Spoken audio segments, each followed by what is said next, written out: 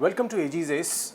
This is the second part of the important topic of the Uniform Civil Code and the move by the BJP to implement the UCC in India. That move has already started, and like they say, the genie is out of the bottle after having been kept inside for the last 70 years.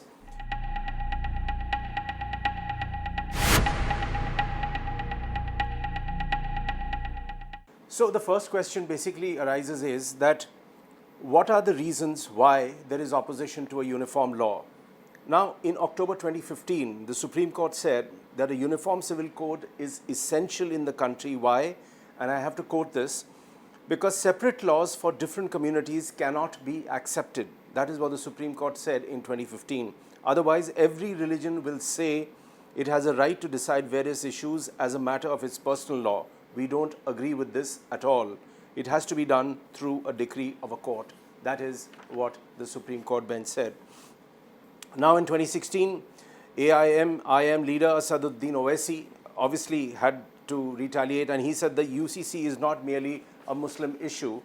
It's an issue which will be opposed by the Northeast, especially Nagaland and Mizoram. So the important point to remember here is that Owaisi gave a different twist to it. Instead of talking about how it affects the Muslims whom he represents, a section that is, he turned the topic and took it to Nagaland and Mizoram. Now, why did he do that? Now, of India's 8 to 10 crore tribal population, around 12% live in the Northeast, and these are official figures. I'll repeat that quickly. Of India's 8 to 10 crore tribal population, 12% live in the Northeast. These tribes follow their own customs, they have their own laws, they have their own society codes, and they adhere to those customs. For example, in Meghalaya, a matrilineal society, property succession and marriage laws are governed by their traditional and customary procedures. Now, UCC could therefore trigger perceived discord. That is the counter-argument. Now, from a legal standpoint, at present, Muslim personal law deprives women of various rights like that of succession and equal fair rights in marriage and divorce, and some Islamic scholars, well, aka Maulvis, would oppose the move to implement the UCC as it would dilute their own powers. Now, I believe reform is the key. If you take the Hindu religion, sati was abolished. It was seen as a heinous act. It was abolished. Similarly, equality in the right to property was brought in for women. So those, just to give you an example, those are two perfect examples about how a religion can be reformed, and it has been done so. Now, politically, Uttarakhand may not be the first state to implement a UCC. Goa, by the way, has a version of what is seen as a UCC. In fact, it is the only state in India to follow a common law for all its citizens. Owaisi slammed the BJP for being silent over a provision of Goa's common civil code, which he said allows Hindu men to marry twice.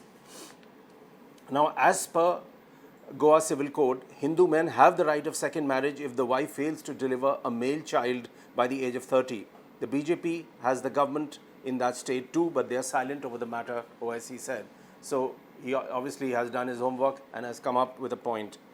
Now, let's take a quick look at some political reactions. Uttar Pradesh Deputy Chief Minister Keshav Prasad Maurya said, "One law for all in one country is the need of the hour. It is required that we get out of the system of one law for one person and another for others. We are in favor of a common civil code." Himachal Chief Minister Jairam Thakur also said that his government will examine the UCC before taking a final decision. Now, I believe that the punchiest remark and the most provocative remark came from the Assam Chief Minister Himanta Biswa Sarma. What did he say? He said the legislation is necessary to give justice to Muslim women.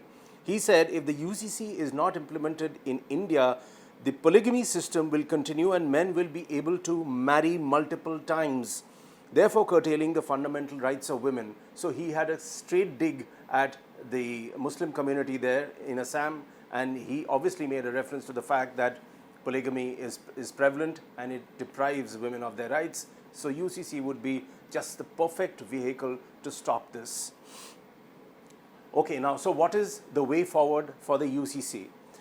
Now, possibly one of the ways could be that UP, Assam and Uttarakhand take the initiative and they legislate a bill and take it to the president. Of course, this has to be preceded by extensive debate in parliament, and after that it is taken to the president for his assent. The underlying assumption is once the minority community sees the benefits on the ground, maybe, and I use the word maybe, it will not react too violently, and they will not see it as an attack on their faith, neither will it see as something which dilutes their rights, and they are more agreeable to wave the green flag. So those are huge assumptions. It may not happen that way, but that is the fond belief. And in the end, there is every likelihood of the Supreme Court having to intervene in the matter, which has all the potential to snowball into a much bigger mess. And that is exactly why I said right in the beginning that for 70 years this genie was kept in the bottle. There was a reason for it. Now the genie is out. It remains to be seen how the BJP handles it. There will be political ramifications. There will be social pushbacks. There will be a lot of stuff happening on the streets too. So we will have to wait and see how the UCC rolls out. But for the BJP, like I said again in the beginning, this is the third box they have to tick. Thanks for watching AG's.